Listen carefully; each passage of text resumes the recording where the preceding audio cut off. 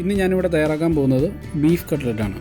ഇത് നമുക്ക് വീട്ടിൽ തന്നെ വളരെ എളുപ്പത്തിൽ തയ്യാറാക്കിയെടുക്കാൻ പറ്റുന്ന നല്ലൊരു പലഹാരമാണ്. ഇത് വളരെ പെർഫെക്റ്റായിട്ട് എങ്ങനെ തയ്യാറാക്കിയെടുക്കാമെന്ന് നമുക്കൊന്ന് നോക്കാം. അപ്പോൾ നമുക്ക് വീഡിയോയിലേക്ക് പോകാം. നമുക്കാദ്യം കുറച്ച് മസാല തയ്യാറാക്കിയെടുക്കണം.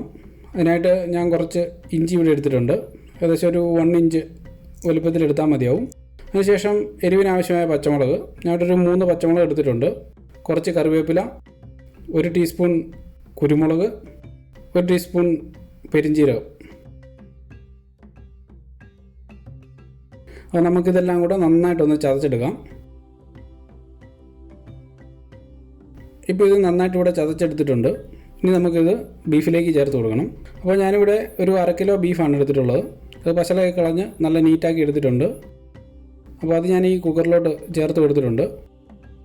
ഇനി നമുക്കതിലേക്ക് നമ്മൾ ആദ്യമേ ചതച്ചെടുത്ത മസാല ചേർത്ത് കൊടുക്കാം. ഇനി നമുക്ക് ഇതിനാവശ്യമായിട്ടുള്ള ഉപ്പ്, കുറച്ച് മഞ്ഞൾപ്പൊടി, നിങ്ങൾക്ക് വേണമെങ്കിൽ കുറച്ച് മുളക് പൊടിയും കൂടെ ചേർത്ത് കൊടുക്കാവുന്നതാണ്. ഞാനിവിടെ ചേർക്കുന്നില്ല. ഇതും കൂടെ ചേർത്ത് നന്നായിട്ട് ഇതൊന്ന് മിക്സ് ചെയ്തെടുക്കാം. ഇനി നമുക്ക് ഇത് വേവാൻ ആവശ്യമായിട്ടുള്ള ഒന്ന് ആവി കയറാൻ ആവശ്യത്തിന് കുറച്ച് വെള്ളവും കൂടെ ഒഴിച്ച് ഒരു വിസിൽ വരെ നമുക്കിതൊന്ന് വേവിച്ചെടുക്കണം.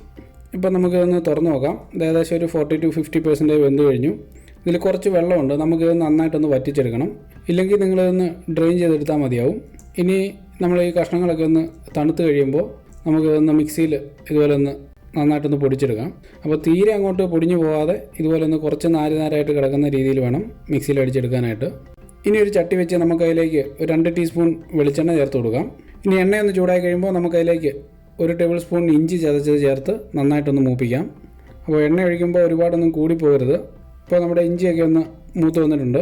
ഞാൻ അതിലേക്ക് ഒരു വലിയ സവാള ചെറുതായിട്ട് അരിഞ്ഞ് ചേർത്ത് കൊടുക്കുകയാണ്. അപ്പോൾ ചെറുതാണെങ്കിൽ നിങ്ങൾ 2 സവാള എടുത്താൽ മതിയാവും. ഇനി ഇതും കൂടെ ചേർത്ത് നമുക്ക് നന്നായിട്ടൊന്ന് വഴറ്റിയെടുക്കാം. ഇപ്പോൾ നമ്മുടെ സവാളയൊക്കെ ഒന്ന് വാടി വന്നിട്ടുണ്ട്. ഇനി നമുക്ക് ഇതിലേക്ക് 1 ടീസ്പൂൺ പച്ചമുളക് ചതച്ചത്, അതുപോലെ ഒരു 2 ടേബിൾ സ്പൂണോളം കറിവേപ്പില ചെറുതായിട്ട് അരിഞ്ഞതും കൂടെ ചേർത്ത് ആവശ്യത്തിന് ഉപ്പും കൂടെ ചേർത്ത് നമുക്കിതൊന്ന് വഴറ്റിയെടുക്കാം.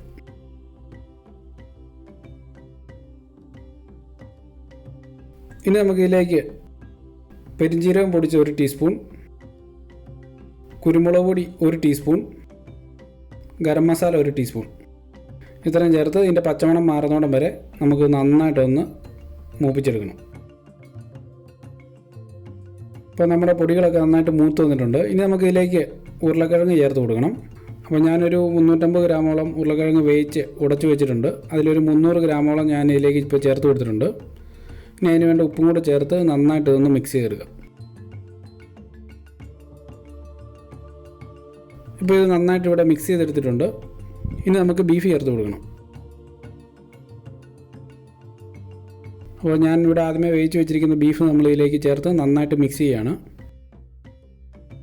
അപ്പോൾ ഇത് കുഴയ്ക്കുമ്പോൾ നിങ്ങൾക്ക് അറിയാൻ പറ്റുന്നു ഇനി ഉരുളക്കിഴങ്ങ് വേണമെന്നുള്ളത്. അപ്പം കൂടുതൽ വേണമെങ്കിൽ നിങ്ങൾക്ക് ചേർത്ത് കൊടുക്കാവുന്നതാണ്. ഇവിടെ ഇപ്പോൾ ഇതെല്ലാം പാകത്തിനായിട്ടുണ്ട്. നമ്മളിതെല്ലാം നന്നായിട്ട് മിക്സ് ചെയ്തെടുത്ത് കഴിഞ്ഞു. ഇനി ഇതൊന്ന് തണുക്കാൻ വേണ്ടി നമുക്ക് വെയിറ്റ് ചെയ്യണം.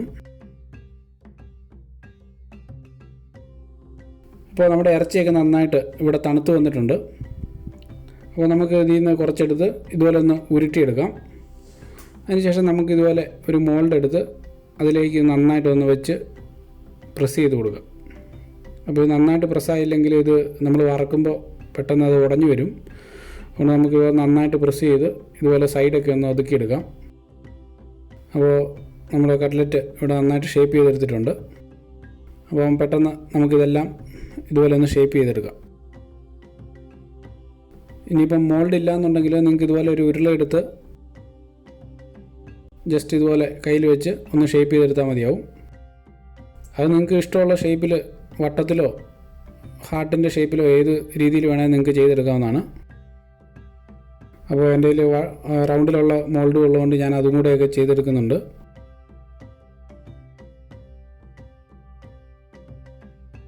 അപ്പോൾ നമ്മൾ കട്ട്ലറ്റ് എല്ലാം ഇവിടെ ഷേപ്പ് ചെയ്തെടുത്തിട്ടുണ്ട്. ഇനി നമുക്ക് ഇതൊന്ന് ബ്രെഡ് ക്രംസിൽ മുക്കി വറുത്തെടുക്കണം. അപ്പോൾ അതിനായിട്ട് ഞാനിവിടെ ബ്രെഡ് ക്രംസും അതുപോലെ മുട്ടവെള്ള 2 മുട്ടയുടെ വെള്ള ബീറ്റ് ചെയ്ത് വെച്ചിട്ടുണ്ട്. ഇതിലേക്ക് കുറച്ച് മഞ്ഞുണ്ണി വീണായിരുന്നു, അതുകൊണ്ടാണ് മഞ്ഞ കളർ അയക്കുന്നത്. ഇനിയിപ്പോൾ മഞ്ഞുണ്ണിയും കൂടി ഇട്ടാണ് നിങ്ങൾ ബീറ്റ് ചെയ്തെങ്കിലും കുഴപ്പമൊന്നുമില്ല. അപ്പോൾ നമുക്കൊരു കട്ട്ലറ്റ് എടുത്ത് മുട്ടയിൽ ആദ്യമേ മുക്കി നന്നായിട്ട് കോട്ട് ചെയ്തെടുക്കാം.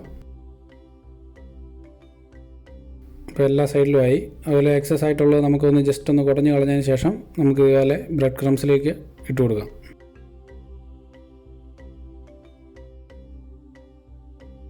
അതുപോലെ നിങ്ങൾ മുട്ടയിൽ മുക്കി അതേ കൈ വെച്ച് ബ്രെഡ് ക്രംസിൽ മുക്കിക്കഴിഞ്ഞാൽ ബ്രെഡ് ക്രംസ് ഒരുപാട് വേസ്റ്റ് ആകും. അതുകൊണ്ട് നമുക്ക് ഇതുപോലെ ഒരു സ്പൂൺ വെച്ച് ഒന്ന് ജസ്റ്റ് എല്ലാം ഒന്ന് കോട്ട് ചെയ്ത് കൊടുക്കാം.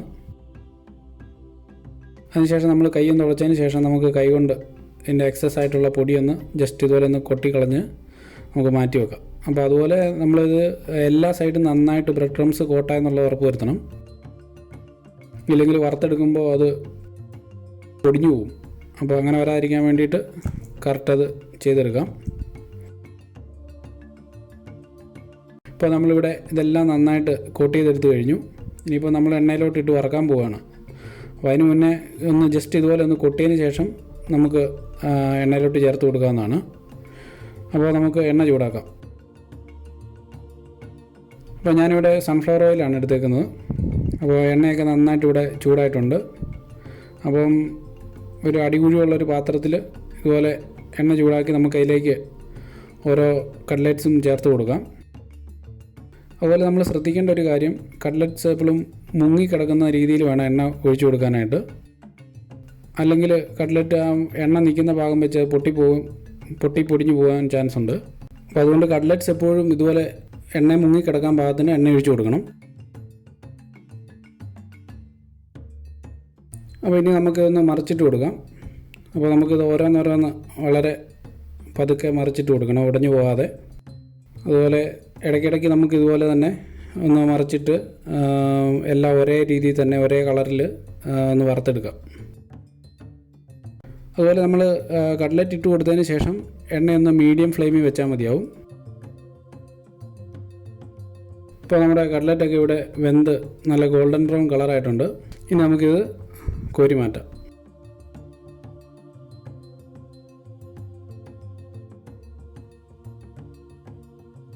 അപ്പോൾ നമുക്ക് ബാക്കിയുള്ളതും കൂടെ ഇതുപോലെ തന്നെ ചെയ്തെടുക്കാം. അപ്പോൾ നമ്മുടെ കേരള സ്റ്റൈൽ ബീഫ് കട്ട്ലറ്റ് ഇവിടെ റെഡി ആയിരിക്കുകയാണ്. എല്ലാവരും ഇത് ട്രൈ ചെയ്യണം, അഭിപ്രായങ്ങൾ അറിയിക്കണം. എല്ലാവർക്കും ഈ വീഡിയോ ഇഷ്ടമായെന്ന് കരുതുന്നു. ഇഷ്ടപ്പെട്ടാൽ ലൈക്ക് ചെയ്യണം. Thank you for watching my video.